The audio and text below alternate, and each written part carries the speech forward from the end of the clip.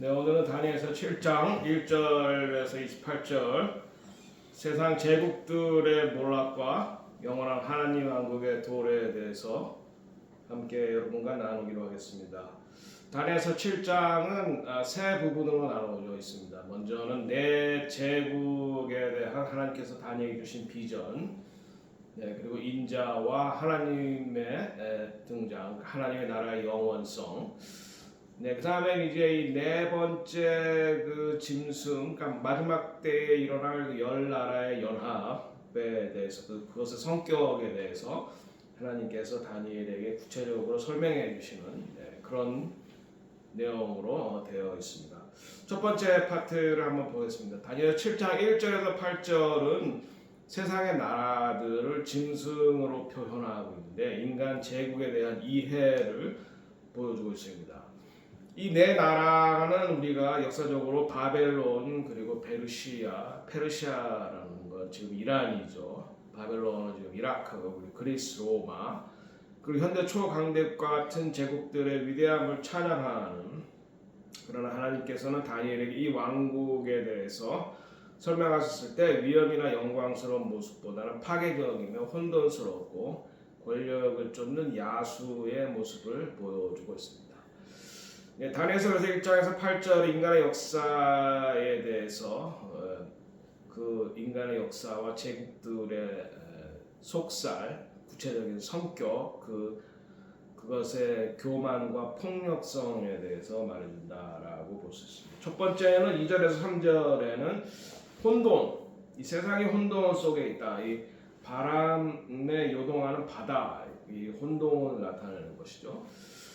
그러니까 정치학자들은 국제 정치를 뭐라고 표현하냐면 강대국 정치의 비극이다. 그리고 이 강대국의 정치에는 경찰도 없고 그냥 힘센 사람, 그러니까 힘센 나라들이 어떻게 하느냐에 따라서 강대국의 정치가 결정이 된다. 혼돈 속에 있다는 것입니다. 무슨 잘하는 학생에게 상 주고 못하는 학생은 벌 주고 그런 게 아닙니다. 그냥 힘 있는 자가 약자를 집어먹는 것이 국제 정치의 속성이고 본질이다라고 하는 것입니다. 그래서 이 혼돈 가운데 나라들이 등장하는데 네 짐승이 이제 등장하는데 네 짐승 가운데 첫 번째 4절은 독수리 날개에 달리는 사자가 나오는 이것은 이제 바벨론을 의미한다고 볼 수 있습니다. 첫째는 사자로 갖고 독수리의 날개가 있다. 짐승의 왕인 사자와 새 왕이 독수리의 힘과 민첩함을 상징합니다. 바벨론. 그 다음에 메데 파르시아를 나타내는 곰. 5절에 한쪽으로 치켜 들려 있고 입에는 갈비뼈 3개가 물려져 있다. 그래서 최근에는 이 곰, 그러니까 페르시아, 이란에 대해서 주목을 해야 되는데 여러분 다들 알다시피 지금 이란이 이스라엘을 지도상에서 없애기 위해서 그 대체 세력들, 세 가지 대체 세력들을 이용하고 있습니다. 하마스, 헤즈볼라, 그리고 후티 반군.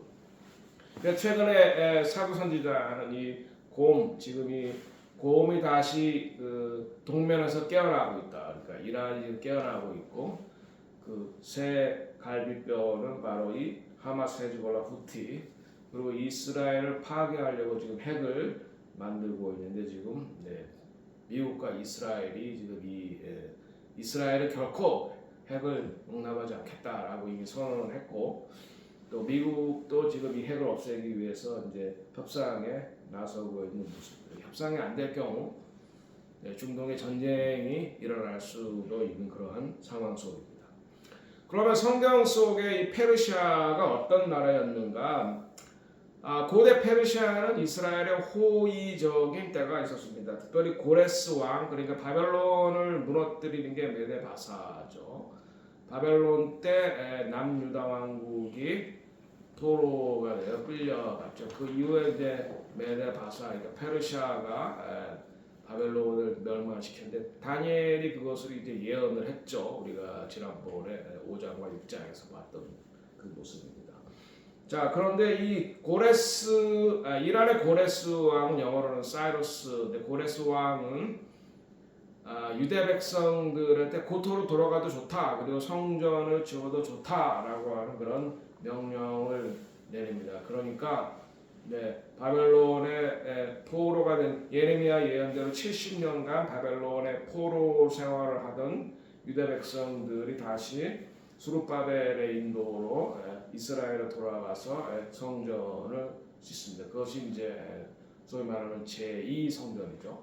그래서 그 제2성전을 지었을 때에 솔로몬 성전을 기억했던 옛 세대들이 솔로몬 성전보다 훨씬 더 초라한 그 제2성전의 모습을 보고 울었다라고 하는 기록도 있고, 바로 그 제2성전 수룹바벨 성전 예수님 당시에 헤롯에 의해서 크게 확장됨으로 말미암아 더 확장되는데 그것을 제3성전이라고 하지는 않고 헤롯 성전이라고 합니다. 제3성전은 앞으로 이제 곧 예루살렘의 성전산에 세워질 그것을 제3성전이라고 합니다. 이렇게 이란이 그러니까 고레스 왕처럼 이스라엘에 굉장히 협력적인 시기도 있었는데 에스겔 38장 39장에 보면 곡과 마곡 전쟁, 그러니까 마지막 때에 일어날 아마겟돈 전쟁 이전에 일어날 곡마곡 전쟁에 이 이란이 러시아와 연합해서 이스라엘을 공격하는 것으로 나와 있습니다.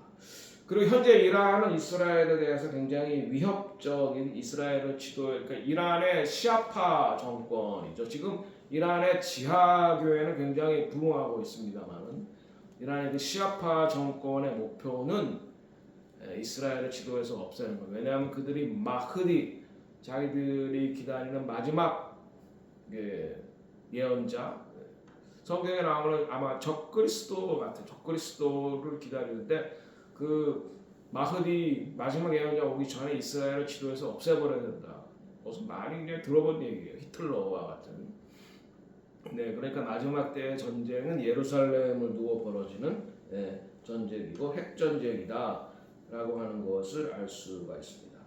그러나 창세기 12장 3절에 하나님께서는 아브라함과 맺은 언약이 영원하다라고 하시면서 내가 이스라엘을 축복하는 자를 축복하고 저주하는 자를 저주하겠다. 이것은 오늘날에도 마찬가지 하나님의 외교 정책 넘버 1입니다. 이스라엘은 절대 없앨 수가 없습니다. 이스라엘을 없애야만 적그리스도는 이 땅에서 자신의 악한 통치를 계속 이어가려고 할 것이고, 예수님께서 다시 오시려면 예수님께서 예루살렘을 향하여 예언하셨던 것처럼 찬송하리로다 주의 이름으로 오시는 이어 할 때까지 너희가 나를 보지 못하리라. 이 말은 유대인들이 예수님을 그들의 왕으로 영접할 때에 바루크 아바 바셈 아도나이 Blessed is he who comes in the name of the Lord 할 때 예수님께서 다시 오시기 때문에 그래서 사탄은 이스라엘을 없애려고 하는 것이고 이스라엘은 결코 없어지지 않을 것이다. 그래서 우리가 이 반유대주의에 대해서 교회가 올바로 대응을 해야 됩니다. 시편 122편 6절에 예루살렘의 평화를 위해서 기도하라고 말씀하셨습니다. 하나님께서는 이 유대인을 통해서 말씀을 주시고 모세, 아브라함을 통해서 구원하기를 작정하시고 또 마리아를 통해서 메시아를 주셨고, 그리고 초대교회라고 하면 다 믿는 유대인들을 통해서 성령의 역사하시며 이방인에게 복음을 전해줬고, 마지막 때에는 우리 이방인을 통해서 하나님께서 이스라엘을 구원하시고, 또 마지막 때에 그 아마겟돈 전쟁 중에 유대인들이 바루크 아바 바셈 아도나이 찬송하리로다 주의 이름 모시며 예수님을 그들의 왕으로 모실 때 이스라엘의 왕이요 만왕의 왕으로서 예수님께서 모리아산으로 다시 오셔서 예루살렘 성전으로 들어가셔서 이스라엘의 왕이요 만왕의 왕으로 등극하신다. 그런데 이와 같은 일을 적그리스도는 사탄은 막기 위해서 미국과 이스라엘을 공격할 것이다 라는 예언을 지금 많은 예언자들이 하고 있습니다. 특히 신디 제이콥스라는 예언자는 지금 미국 여러 도시에 이 테러 조직들이 있다. 그래서 더리방으로 이런 도시들을 공격하려고 한다. 또한 미국뿐만 아니라 이스라엘도 지도상에서 없애려고 한다. 말씀드렸듯이 시아파 정권의 목표죠. 핵을 만드는 목적이기도 합니다. 그래서 이란 사람들은 이스라엘을 작은 악, 이 미국을 큰 악이다. 그래서 없애버려야 된다라고 말하고 있습니다. 이 새로운 이 악의 축들 네 국가, 다 뒤에는 중국과 러시아, 그다음에 이란과 북한, 이들이 마지막 때에 그 열 나라, 앞으로 보시겠지만 열 나라 연합을 이루어서 적그리스도의 나라를 만들고자 하는 것입니다. 자, 그다음에 내 날개를, 세 번째는 내 날개를 가진, 내 머리를 가진 표범, 이 이제 그리스, 내 날개 그리고 내 머리. 그러니까 알렉산더가 그 동방 원정을 통해서 그 고대 근동과 또 바벨론 지역, 페르시아 지역을 다 정복을 하죠. 그래서 페르시아를 무너뜨리는 게 그리스죠. 그런데 이 알렉산더가 일찍 죽음으로 말미암아 네 왕에 의해서 네 부분으로 나누어집니다. 제국이. 네, 그래서 이제 이스라엘이 그 이집트에 범부르던 그 왕족과 셀루키드 프톨레미 왕족과 또 시리아에 범부르던 셀루키드 왕족, 이 두 왕족 사이에 있었기 때문에 이 두 왕조의 이제 지배를 번갈아 가면서 받게 되는 그러한 상황에 놓이게 되는 것입니다. 자, 그러면 이제 네 번째 짐승이 나오니 이 네 번째 짐승이 바로 마지막 때에 일어날 그 열 나라의 연합인데, 이것이 로마를 상징하고 앞으로 일어날 그 로마의 부활이다라고 보는 것입니다. 네 번째 나라에 대해서는 열 나라의 연합이다. 이 열 뿔이 이제 적그리스도에게 복종하게 되고, 이 후 3년 반, 그러니까 7년 대환란 중에 전 3년 반은 대붕의 기간이고 후 3년 반이 대박해의 기간이죠. 바로 이 후 3년 반에, 그러니까 후 3년 반이 시작할 때에 적그리스도가 성전에서 자기가 하나님이라고 선언하고 자기를 숭배하라고 강제로 명령하고 표를 쥐어서 표가 없이는 매매를 못하고, 표를 받는다는 것은 이 적그리스도를 예배한다는 것입니다. 그러니까 표를 받으면 구원을 받을 수가 없다는 것이게 됐습니다.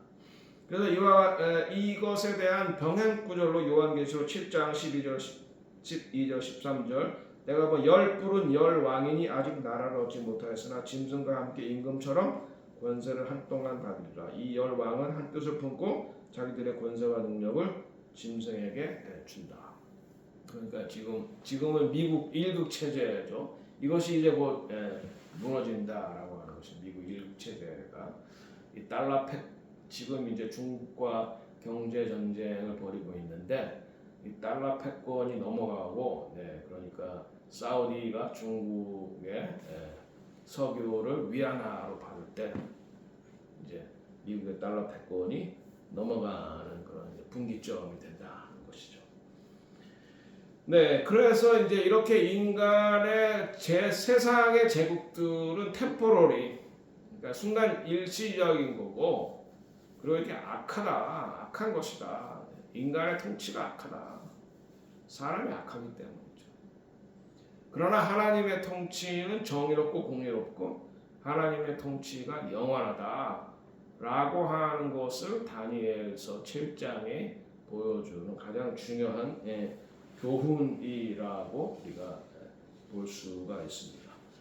자, 그러면 이제 두 번, 여기 나와 있는 거가 지금 사자, 독수리 날개를 가진 사자가 바벨론, 그 다음에 곰, 새 뼈를 물은 곰이 페르시아, 그 다음에 머리 4개 달린 그러니까 표범이 바로 이제 그리스, 그 다음에 네 번째 짐승은 아주 흉포하다. 그러니까 마지막 때 있을 그 후 3년 반의 핍박이 힘들다는 것을, 어렵다는 것을 말해주는데, 바로 그것은 로마이고, 그리고 열 발가락은 마지막 때 일어날 그 열 나라의 연합은 그 바로 이 로마의 부흥이다. 로마는 역사적으로 항상 이스라엘을 제2 성전을 망가뜨린 것도 바로 로마죠. 70년. 그리고 135년에 또 바로 코크바 반란을 진압한 게 또 로마죠. 그래서 로마는 이스라엘에 굉장히 적대적이었습니다. 나중에 보면 나중에 또 말씀드리겠지만 그래서 이 사밧을 일요일로 바꾼 게 바로 이 로마 교회입니다. 로마 가톨릭. 유대적인 것이 싫었기 때문에, 유대적인 것이 바로 성경적인 것이 싫었기 때문에 그렇게 했다는 것을 우리가 알 수 있습니다. AD 313년에 일요일을 공휴일로 정한 게 콘스탄틴이죠. 그리고 325년에 니케아에서 사밧 토요일이 아니라 일요일을 예배하는 날로 정했죠. 성경적인 것이 아니라 man-made tradition이다. 자, 다니엘서 그다음에 두 번째 파트는 다니엘 7장 9절에서 14절 짐승의 보좌와 하나님의 통치와 인자. 여기서 나타나는 바로 인자가 사람의 아들 같으니 이런 말입니다. 자, 바다에서 짐승이 올라오는 무시무시한 사람을 보니 다니엘은 갑자기 하늘에 시선을 돌리는데 혼동 속에서 다니엘은 하나님의 법정, 하늘의 법정 왕자들이 놓였어요. 한국말 성경에 왕자가 놓였다는 text가 있는데 왕자들 복수입니다. 하나는 하나님의 보좌, 예측부터 계시니 또 하나는 사람의 아들 같은 인자, 예수님의 보좌, 두 보좌가 놓여 있다는 것입니다. 이 세상의 권세들이 아무리 강할지라도 하나님께서 보좌에 계시면 그분의 뜻은 반드시 성취될 것임을 나타내준다. 더 나아가 다니엘 하나님의 영광을 봅니다. 영광스러운 존재. 이 두 번째 파 다니엘 7장 9절에 14절은 궁극적인 실체를 보여주는데 하나님이 통치하신다. 그리고 하나님께서 심판하신다. 그러니까 우리 그 여러 책들이 놓여 있는데 행위책, 우리가 이 땅에서 행한 것들을 다 기록한다. 우리가 회개하면 예수 그리스도의 보혈로 지워지는 거예요. 우리는 악한 행위들이. 그러나 예수의 보혈에 의지하지 않으면 행위가 다 기록됩니다. 그리고 그리스도께서 다시 오셔서 그리스도의 보좌가 영원한 것이다 라고 하는 것을 이 두 번째 파트에서 보여주고 있는데 조금 더 살펴보면은 9절에서 10절까지는 옛적부터 항상 계신 분 이렇게 해서 하나님의 보좌가 나오는데 9절에 내가 보니 보좌들이 놓이고 보좌들 두 개입니다. 하나님의 보좌와 예수님의 보좌. 옛적부터 항상 계신 이 하나님을 그분이 앉아 있고, 네, 그분에게 수종 두는 자는 천천히요 그 앞에 서는 자는 만만이라. 셀 수 없이 많은 천사들이 하나님의 수종을 듣는다. 그리고 책들이 펼쳐 있는데 하나님께서 인간의 행위에 대해 기록하신 책이자 하나님의 심판의 근거를 말하고 있는 것입니다. 자, 그런데 그 이후에는 짐승들에 대한 심판 11절 나는 그 뿌리하는 거만한 말소리를 듣고 이 짐승들 인간의 제국들은 거만하다 그랬죠. 사탄의 꼬임을 받아서 작은 뿔 적그리스도는 인간의 교만 사탄이 그러니까 루시퍼가 하나님을 대적하고 교만해져서 하나님을 대적했기 때문에 그의 후하들도 거만한 것이 내 특징이다. 그래서 하나님을 믿어도 거만한 사람은 하나님의 영이 임한 것이 아니고 예수의 영은 우리를 겸손하게 한다. 자, 그 다음에 이제 하나님의 사람의 아들 같으니 인자와 영원한 하나님의 나라에 대해서 13절에서 14절 13절 내가 밤 환상 가운데 보니 인자 같은 이가 하늘 구름을 타고 오는도다. 인자 같은 이 한문으로 인자 같은 이 한 사람의 아들 그러니까 한 사람의 아들 같은 그러니까 한 사람 같은 분이 오는데 바로 그분이 예수님이다. 그래서 예수님께서는 바로 이 구절을 바로 이때 그 한 사람의 아들 같은 이가 바로 자신이다라고 말씀하시는 예수님께서는 그 자신의 표현할 때 항상 그 다니엘이 7장에서 본 그 하나님의 보좌로 인도되는 그 한 사람의 아들 같은 이가 바로 나다. 그런 의미에서 인자가 이렇게 예수님께서는 자신을 표현하신 것입니다. 인자. 우리는 또 한문으로 인자라고 했기 때문에. 네. 그래서 주권은 하나님께 있고 하나님만 영광 돌리게 되고 하나님의 나라는 결코 망하지 않는다. 인간의 세상은 6천년으로 이미 정해져 있는 것입니다. 끝에 우리는 거의 다다랐다는 것입니다. 그래서 끝에 일어날 일들에 대해서 우리가 잘 알아야 된다. 그의 14절 그의 주권은 영원한 주권이라 사라지지 아니할 것이요 그의 나라는 멸망하지 아니한다. 네, 그래서 우리의 소망은 오직 이 하나님의 나라에 있는 것입니다. 그리스도인들의 소망은 세상의 나라가 영원할 것 같지만 영원하지 않다. 미국의 패권도 영원하지 않다. 그럼 어느 나라의 패권도 영원하지 않다. 네, 그래서 우리는 이것을 볼 때 세상의 나라를 짐승으로 표현하는 것을 볼 수 있어요. 그리고 마지막 때에 나올 그 네 번째 나라 훨씬 더 포악하다. 그 네 번째 나라에 대해서는 좀 더 설명을 드리도록 하겠습니다.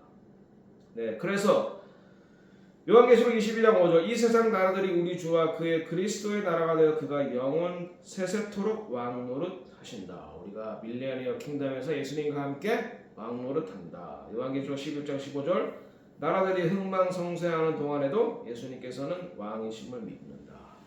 그래서 요한계시록 19장에 마지막 전쟁 때 아메톤 전쟁 때 유대인들이 바루크 아바샤 마도나 찬송하리로다 주의 이름으로 오시네. 바로 이 말이 왕이여 오시옵소서 이 말입니다. 예수 그리스도의 이스라엘의 왕으로 오시옵소서. 그때 이스라엘의 왕이요 만왕의 왕으로 오셔서 밀레니엄 킹덤 천년 왕국으로 들어가고 밀레니엄 킹덤 이후에 또 한 번의 전쟁이 있고 그 다음에 새 예루살렘에서는 영원히 하나님과 예수님께서 우리를 다스리신다. 그때 영원한 왕국이 이루어진다는 것입니다. 그런데 또 그 전에 이제 세 번째 파트에서는 7장 15절에서 28절 짐승들 가운데서 특별히 이 네 번째 그러니까 마지막 때에 일어날 그 나라 열 나라의 연합에 대해서 이제 말하고 있는 것입니다. 네, 다니엘 7장 15절 28절에 다니엘이 환상 가운데 어떻게 반응했는데 그 짐승을 보고 이게 무슨 뜻이냐 궁금해할 때 하나님께서 그것에 대한 해석을 주신다. 해석을 허락해 주신다. 네, 15절 16절에 특별히 15절에 나 다니엘은 심령이 근심하여 내 머릿속의 환상이 나를 번민하게 하였다. 하나님께서 환상을 보여주셔도 그것을 해석을 못하면은 힘들죠. 그런데 다니엘도 이제 그것을 해석을 못해서 힘들었다. 네, 그런데 이제 하나님께서 직접 그것에 대해서 설명을 해줍니다. 17절, 18절 저 큰 짐승들은 내 왕이로다. 지극히 높으신 이의 성도들이 나라를 얻어 영원토록 그 소유가 되리라. 네, 그 내 나라들이다. 네, 인간 세상의 제국들이다. 그러나 그것들은 다 기간이 정해져 있다. 인간 세상이 6천년으로 정해져 있다. 그러니까 우리가 악이 득세하는 것 같지만 결국에는 하나님께서 심판하신다. 하나님의 나라가 영원하다. 그런데 이제 우리가 지금 마지막 때를 살아가고 있기 때문에 마지막 때에 일어날 열 나라의 연합의 성격, 그리고 그것들이 어떤 일을 하는지 그걸 잘 알아야지 그것에 대해서 대처할 수가 있는 것이죠. 그래서 19절에서 25절은 넷째 짐승과 이 작은 뿔은 적그리스도죠. 마지막 때 일어날 열 나라의 연합과 이 적그리스도가 어떤 성격을 가지고 있고 어떤 일을 하는가에 대해서 말하고 있는 것입니다. 25절에 그는 장차 지극히 높으신 자를 대적하며 거만한 말을 하면 성도들을 핍박하고 때와 법을 변개할 것이다. 거만하다. 사탄의 특징이라고 했죠. 그런데 그가 때와 법을 변개하고자 그러니까 미혹한다는 것이죠. 여기서 때와 법은 하나님의 때와 하나님의 법을 말하는 것입니다. 하나님께서는 세 가지를 선택을 하십니다. 하나님의 사람, 하나님의 때, 그리고 하나님께서 선택하신 장소. 이것을 우리가 무시하면 하나님의 뜻을 알기가 어려워요. 하나님의 사람 누구입니까? 아브라함, 유대인을 통해서 하나님의 정한 때가 언제입니까? 사박과 절기입니다. 그 하나님께서 그 나라를 복주기고 하셨고 그 나라에 만나게 원하십니다. 그다음에 하나님이 정한 장소가 어디입니까? 예루살렘. 이 땅에서 하나님의 이름을 둔 유일한 장소 예루살렘. 에덴 동산이 있었고 아브라함이 이삭을 드리려고 했었고 다윗이 오르날 타작마당을 그 천사를 보고 샀고 그것을 제1성전이 있었고 제2성전이 있고 예수님 십자가에 죽고 부활하셨고 무덤에 계셨고 앞으로 다시 오실 예루살렘. 자, 그래서 이것을 우리가 이 때를 변개한다. 그래서 교회가 샤밧을 일요일로 바꿨고 6월절을 이스터로 바꿨고 이스터 에스타로 이방신을 섬기는 날로 바꿨다. 말씀드렸듯이 콘스탄틴이 일요일을 공휴일을 만들었고 325년 니케아에서 예수님이 주일날 부활하셨다. 시간으로 치면은 토요일 해가 지면은 안식 후 첫날입니다. 토요일 저녁에 부활하셨어요.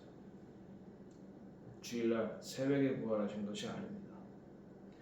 자, 그 다음에 법은 율법을 말합니다. 하나님의 도덕적 영적 기준을 가리킵니다. 사탄은 불법을 조장하고 옳고 그름을 재정의할 것이다. 예를 들어서 1962년 미국의 대법원은 공립학교에서 기도와 성경 공부를 금지시켰습니다. 그 이후로 악한 법들이 정해집니다. 1973년 대법원이 임신 6개월 미만 여성의 낙태를 합법적인 권리다 라는 판결을 내렸고 이것이 이제 대법원에서 불법으로 됐지만은 낙태에 관한 것이 각 주에서 관할하기로 했죠. 그래서 불법인 주도 있고 합법인 주도 있고 특별히 캘리포니아는 합법이기 때문에 전 미국에서 캘리포니아로 낙태를 하기 위해서 오고 캘리포니아 주에서는 그런 여성들에게 지원을 합니다. 세금으로.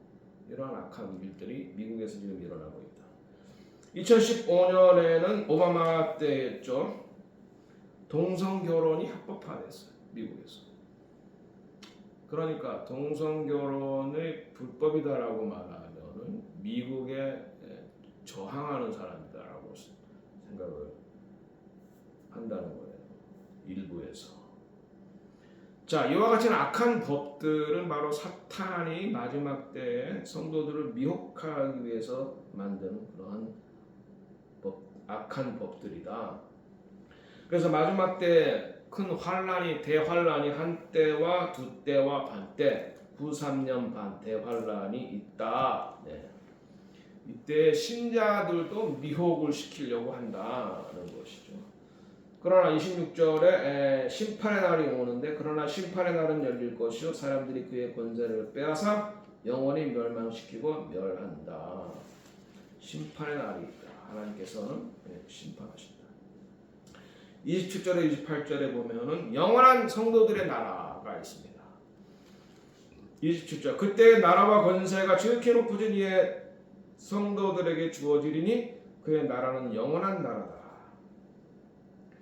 끝까지 하나님의 법을 지키고 하나님의 말씀을 따라 살아가는 사람들, 표받지 않고 짐승에게 경배하지 않고 신앙의 순수를 지키는 사람들, 이 사람들 순교하거나 순교하지 않아 이 사람들만 그리스도와 함께 왕노릇하는 것입니다. 자, 그럼 결론이 무엇이냐? 오늘 이 다니엘서 7장의 이 하나님께서 보여준 환상이 오늘 우리에게 의미하는 것은 무엇일까요? 첫 번째, 지상의 나라는 일시적이지만 하나님의 나라는 영원하다. 마지막 때 10개국 연합은 사탄, 단일 세계 정부와 적그리스도에 이용될 것이다.